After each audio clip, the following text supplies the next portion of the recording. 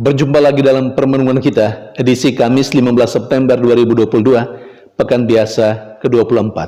Hari ini peringatan Santa Perawan Maria berduka cita. Bacaan-bacaan liturgi hari ini. Bacaan yang pertama dari surat kepada orang Ibrani, bab 5 ayat 7-9, dan bacaan Injil dari Injil Lukas, bab 2 ayat 33-35.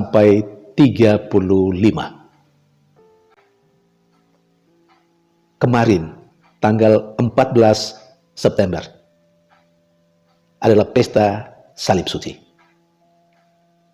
Kesucian salib karena dia yang tergantung di salib, yakni Yesus. Dan hari ini,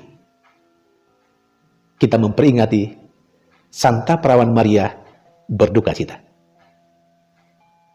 Hubungannya sangat dekat dan erat, sangat menyatu antara Yesus yang menjadikan salib sebagai tanda keselamatan dan duka cita yang dialami oleh Maria, bundanya dan bunda kita. Sekurang-kurangnya 3 poin yang mau saya sampaikan dalam permenungan ini.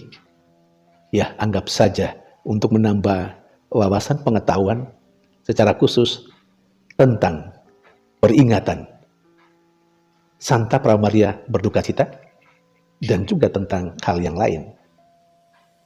Poin pertama, peringatan Santa Perawan Maria berduka cita itu sudah mulai muncul dalam kehidupan gereja sejak abad yang ke-12. Kemudian peringatan Santa Perawan Maria berduka cita dimasukkan ke dalam kalender gereja Latin pada tahun 1814. Lalu ditetapkan secara resmi oleh Paus Pius yang ke-10 pada tanggal 15 September tahun 1913. Dan akhirnya sampai saat ini, hari ini, dan setiap tanggal 15 September, Gereja Katolik memperingati Santa Perawan Maria berduka cita. Poin yang kedua, peringatan Santa Perawan Maria berduka cita mengantar kita pada permenungan yang lebih dalam. Peringatan Maria berduka cita itu terjadi karena persatuan yang sangat erat antara Maria dengan Yesus Kristus. Tidak hanya sekedar bahwa Maria mengandung dan melahirkan Yesus, tetapi sejak Maria mendapat kabar gembira dari malaikat Tuhan bahwa dia akan mengandung, lalu melahirkan, sampai mengikuti perjalanan hidup Yesus putranya, terutama pada saat melaksanakan tugas dan tanggung jawab yang dipercayakan Allah Bapanya kepadanya, yakni menyelamatkan umat manusia. Sepanjang perjalanan itu, Maria yang telah bersatu dengan Yesus, sejak Yesus di dalam kandungannya, sampai pada akhirnya, Maria menyelesaikan tugas dan tanggung jawabnya ketika Yesus naik ke surga. Saudari dan saudara yang terkasih, jadi Santa Perawan Maria berduka cita yang kita peringati hari ini secara liturgis dalam gereja Katolik itu merupakan konsekuensi dari fiatnya, jawabannya kepada malaikat pada saat itu. Aku ini hamba Tuhan, terjadilah padaku menurut perkataanmu. Santa Perawan Maria berduka cita itu yang menjadi konsekuensi kerelaannya menerima tugas dan tanggung jawab untuk menjadi bunda Yesus Kristus. Saudari dan saudara yang terkasih, Santa Perawan Maria berduka cita, poin yang ketiga, disebut juga sebagai Mater Dolorosa, bunda duka cita. Dan Santa Perawan Maria berduka cita ini itu diringkas oleh gereja dalam 7 peristiwa yang dialami oleh Bunda Maria.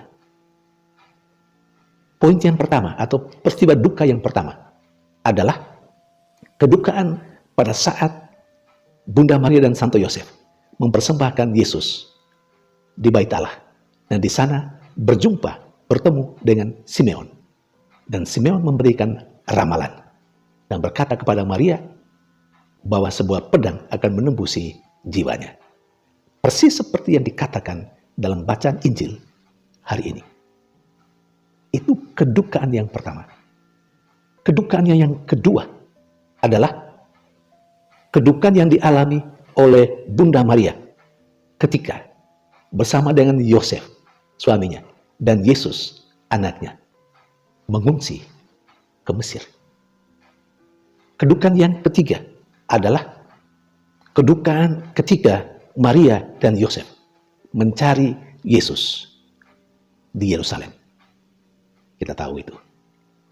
Kedukaan yang keempat adalah kedukaan Maria yang dia alami ketika dia bertemu dengan Yesus di jalan salib.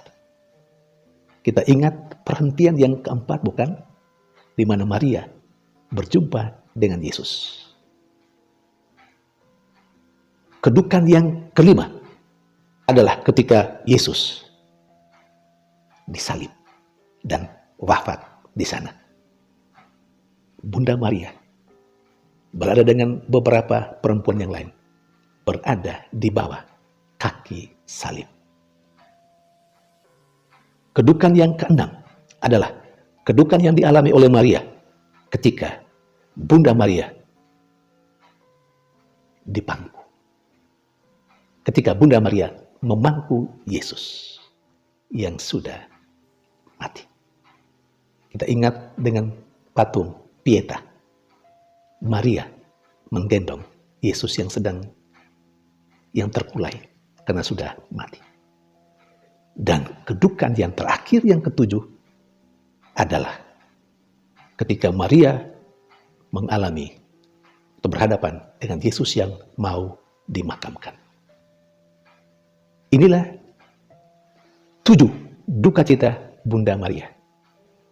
Inilah hal yang dialami oleh Maria sebagai Mater Dolorosa. Saudari dan saudara yang terkasih, kiranya ketika kita memperingati Santa Pramaria berduka cita, kita mau belajar dari Bunda Maria untuk tetap tabah, tetap teguh dalam iman, sekalipun kita mengalami banyak penderitaan dan kesulitan karena persatuan kita dengan Yesus, karena iman kita akan Yesus. Jangan pernah mengkhianati Yesus hanya karena kesulitan dan penderitaan yang kita alami karena kita pengikut Yesus. Saudari dan saudara yang terkasih,